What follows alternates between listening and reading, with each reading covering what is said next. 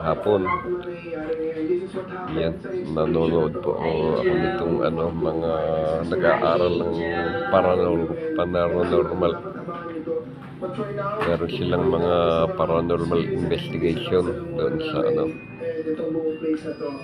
doon sa bahay ng attorney na may mga koleksyon ng iba't ibang manika at iba't ibang kakaibang images o kakaibang statues.